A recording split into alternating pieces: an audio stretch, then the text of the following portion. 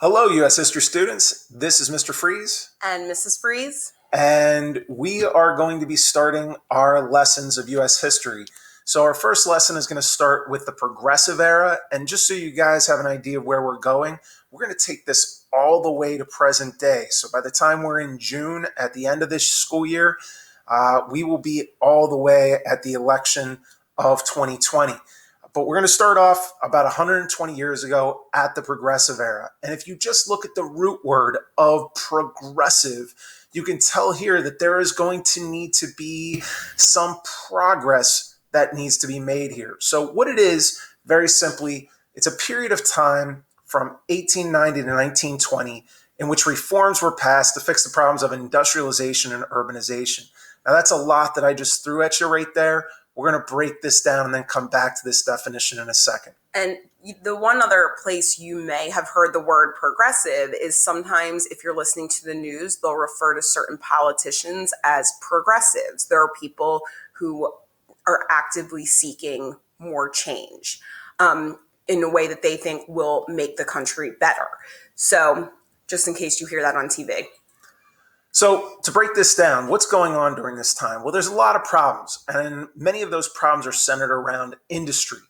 Industry basically is making stuff in factories, and you can see some of the pictures of Pittsburgh, where I'm actually from. This is what it looked like in the early 1900s. A lot of the factories were churning out steel. That's why the Pittsburgh Steelers are called the Pittsburgh Steelers. In fact, the symbol is actually the symbol for American steel. And you could see things like pollution, working conditions, and environmental concerns are going to be big issues around this time.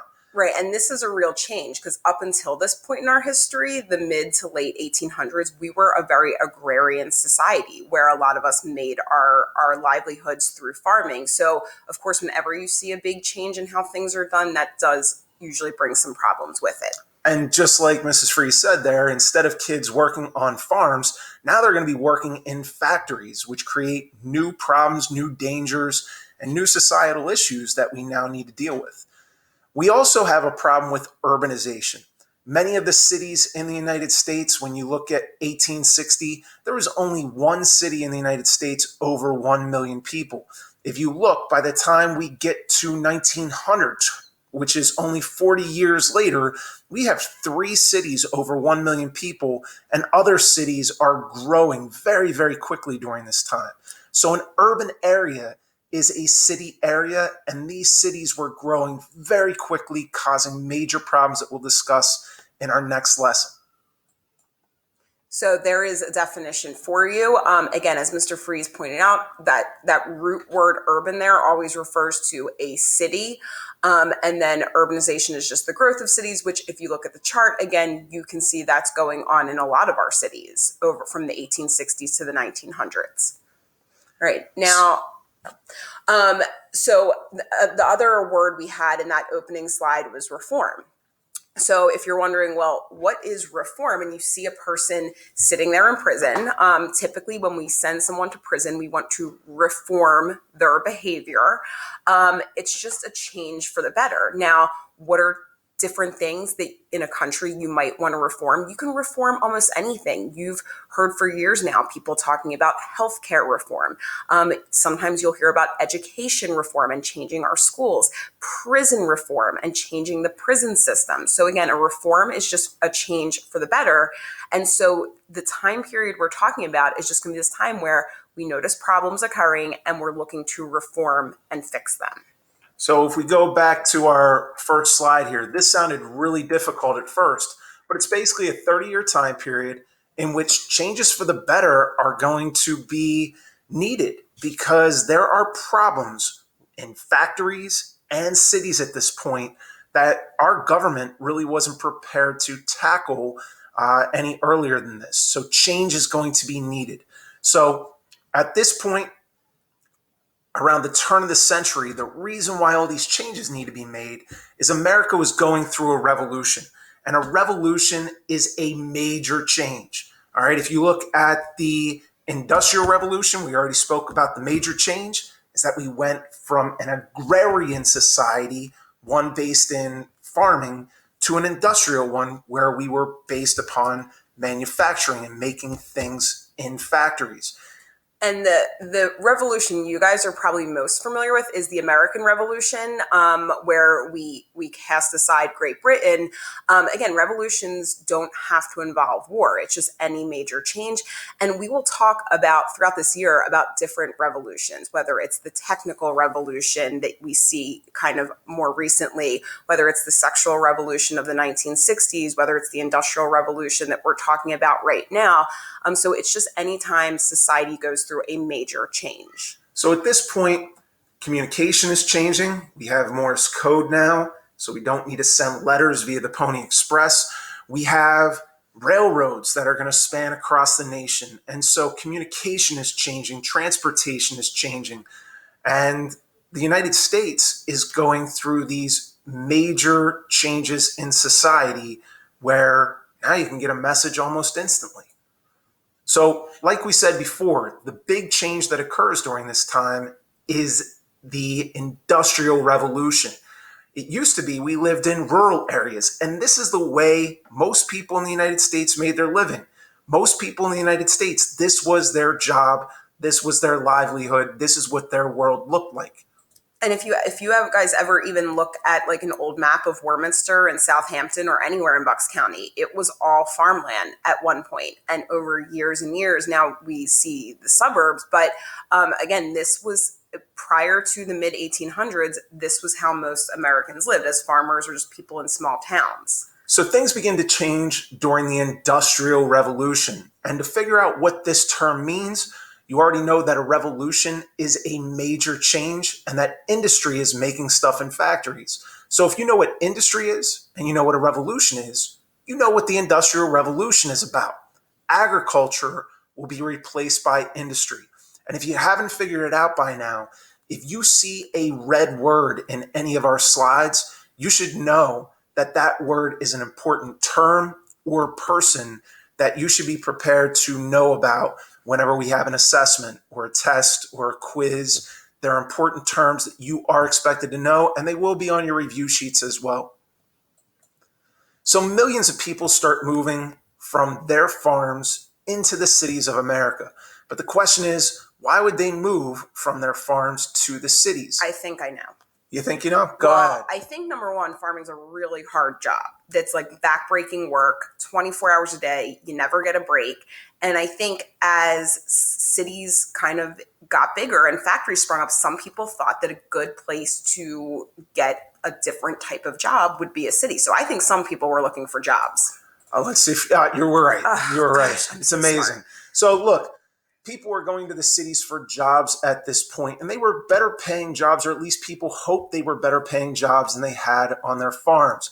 And there was a large need for workers in these cities to help build them and to fill the manufacturing jobs in industries at this time too. So the question is, what's fueling all this? Why all of a sudden are people moving to cities, making things in factories? Well, at this point, heavy industry is fueling everything. At this point, we are the epicenter of steel making in the world. We are producing and mining iron, oil. We are mining coal. It is fueling steam-powered machines. It is fueling our factories. And at this point, we aren't just making stuff in factories. We're also digging the stuff out of the ground to help fuel these factories and this industrialization that we're experiencing at this time.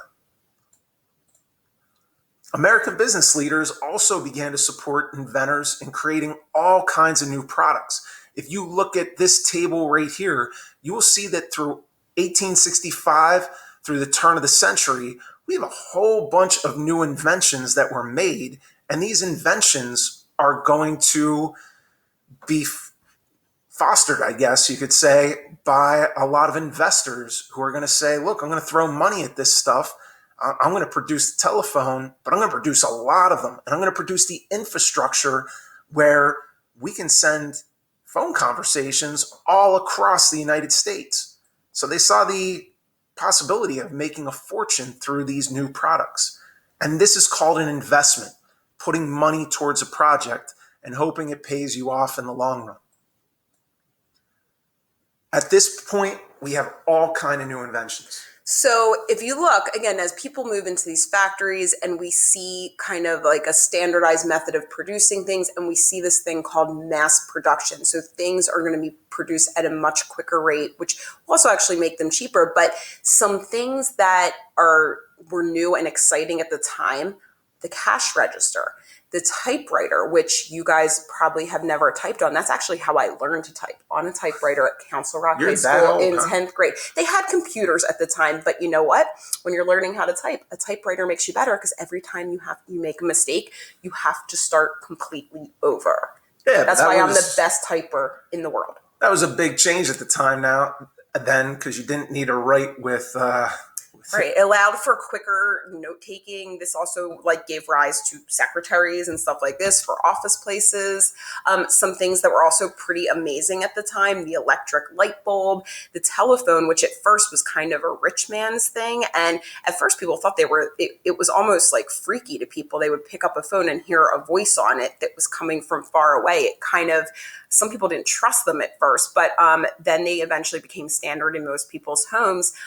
Motion pictures, not the type exactly that you would see today in a movie theater, but still the very beginning stages of movies. And some historians really attribute the electric light bulb to allowing the American Industrial Revolution to just transform our country and to make our country powerful, because now, instead of just working from the daylight hours like you would work on the farms, the electric light bulb allowed our factories in the United States to churn out products 24/7, 365 days a year.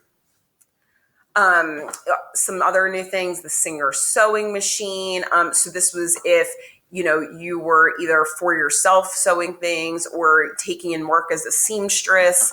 The electric streetcar, the phonograph, which played music. So these were just all new to the time, but probably nothing was more exciting than the spread of the railroad. And here are two men who are kind of associated with the railroad and shipping industries and made really large fortunes in those areas. And we will talk about some of these people in a later lesson, but J.P. Morgan, Cornelius Vanderbilt, you may recognize those names. There's a Vanderbilt University. There's all sorts of things that are associated with their names. J.P. Morgan Chase. Right. So anyway, the effects of the railroads, there's a lot of different things. And like most things, there's some good effects, there's some not so good effects, but definitely it helps promote settlement in the West. At one point in our history, we were mostly all located on the eastern seaboard. And then this basically allows us to move and kind of spread out. If you look at this map here, you can kind of see what was kind of available in different parts of the country. So if you look, this whole pink area where we live, these are states with 25% or more employees in manufacturing. So this is where a lot of those factories were. Now, if you're looking over here, this is where some of these really important natural resources were, whether it's copper or gold, or, if you're looking for tobacco or oil in Texas. So it kind of just shows the rich natural resources we have in this nation, which is why the Industrial Revolution was so able to take off here. And if you look, this is why railroads are going to become super important, because all these natural resources out west and down south are going to need to be transported to these manufacturing epicenters in places like Pittsburgh and Philadelphia and New York and Massachusetts. So you get the idea. All right, it also allowed goods to be transported year-round. Like we mentioned before, these fruits from Florida can now be transported to major cities up north, and now goods could be transported year-round, where people now expected, hey, I can get a Florida orange wherever I live. Your diet was no longer just based off of the local, stores and the local farms. So even if you're living over here in Oregon, you could get a Florida orange any time of the year because of the better transportation. So it definitely expanded our diets and what we were able to have. And here's one of the not so great effects of the railroad that I mentioned before: the decimation of the Native American population and culture. Right. And during this time, while the railroads are being built, the plains are just covered with buffalo. And it led to a problem for railroads building there. You had to wait for these herds of buffalo to move. And so they took care of the problem. They hunted the buffalo for their hides, for their meat, and just for sport. Sometimes on these railroads, they would just shoot them from the actual railroad cars. And it really decimated the Native American population that depended on these buffalo. And it's not like Native Americans just took this and laid down. Many Native American tribes tried to fight back, but the American government and American military leaders actually said, if you don't move to a reservation, if you cling to your old hunting grounds, you will be killed off. And so there's a reason why many Native Americans still today are in cycles of poverty and the reservations are impoverished. And it's because during this time, yes, we are expanding across the United States and building railroads, but at the same time, we're killing off the main source of living for Native Americans on the plains. And I don't think you guys realize the extent of this until you see a picture like this. And this picture, it's not photoshopped or anything. These are the skulls of buffalo that Native Americans depended upon.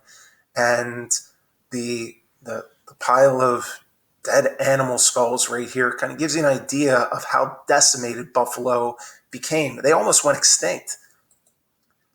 And not only that, the United States government tried to what's called assimilate Native Americans, tried to make them shed their Native American heritage and become Americanized, if you want to call them that. And so they tried to basically destroy Native American culture. Right. So they basically wanted them to look like, act like, eat like, just what they considered how Americans should. And so you can look at the change in that picture. And that was really not what most Native Americans wanted.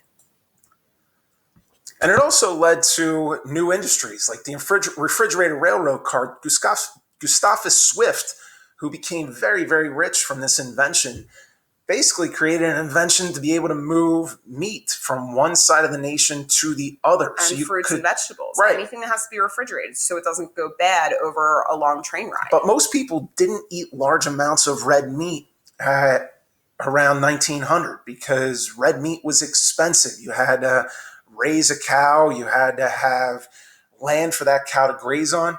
But with the invention of the refrigerated railroad car, you could graze these cattle out west, slaughter them, and then move the meat back to the East Coast. And Gustavus Swift was able to swiftly get refrigerated meat from one side of the nation to the other without it going back. Good mnemonic device there. Thank you.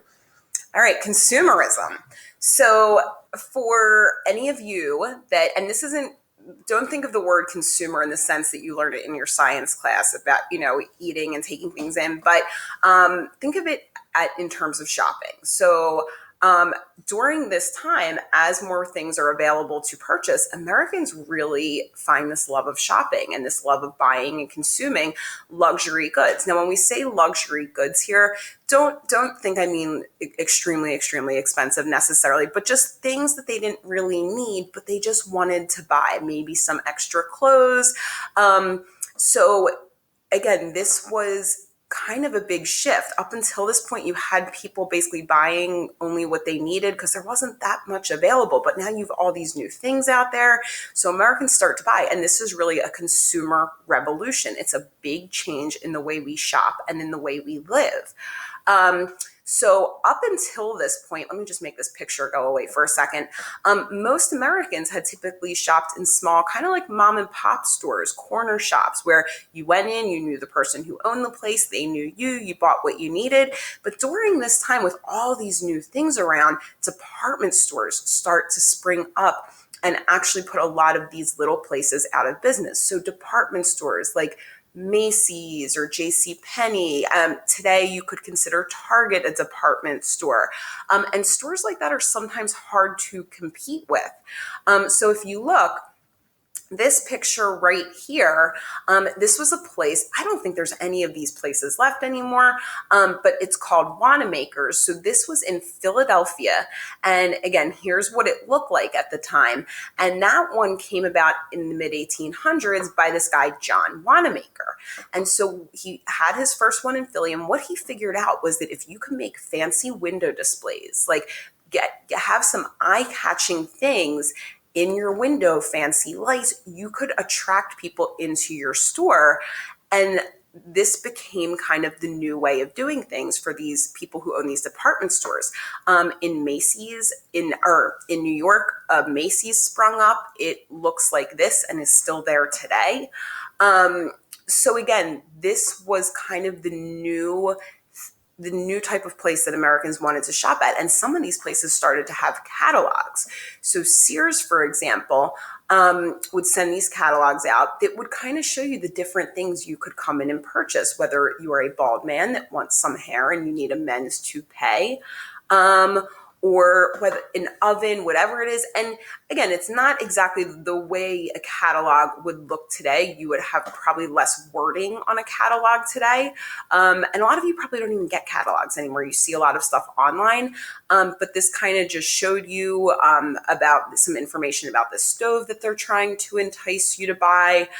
So this was basically the consumer revolution, new places to shop, new things to buy. And I'm sorry, do you want me to go back? No, it's fine. This is pretty much, Mrs. Freeze just mentioned consumer revolution. There's a major change, and you got to keep in mind, we want to connect the things that you guys were learning in middle school last year to what's going on right now. And to kind of wrap up this lesson, you've had major revolutions here, right? You've had the Industrial Revolution, the Consumer Revolution, and you've had a lot of changes going on in the United States. And last year, many of you, probably virtually, were learning about the Civil War. And if you really investigate the causes of why the South finally broke away from the North, it's because the North was going through a lot of these changes. The North was where manufacturing was taking place. The North is where you have this consumer revolution. The North is where you have people working in factories and where you have cities becoming bigger. And for that reason, the South was like, look, we're going to lose our way of life. We're going to lose the institution of slavery. And they decide to break away from the North. So what we learned about today wasn't happening in a vacuum all alone. It contributed to a lot of other events in American history. But hopefully you guys enjoyed today's lesson. If you have any questions, we're going to have time at a time where we have synchronous learning to discuss any questions. So please, if you had any issues with today, if you're confused about anything, if you had questions, if you have connections that you want to make, please jot those things down. And we have synchronous learning. We'll go over them as a class and have some discussion about what you learned. All right. See you guys. Bye-bye.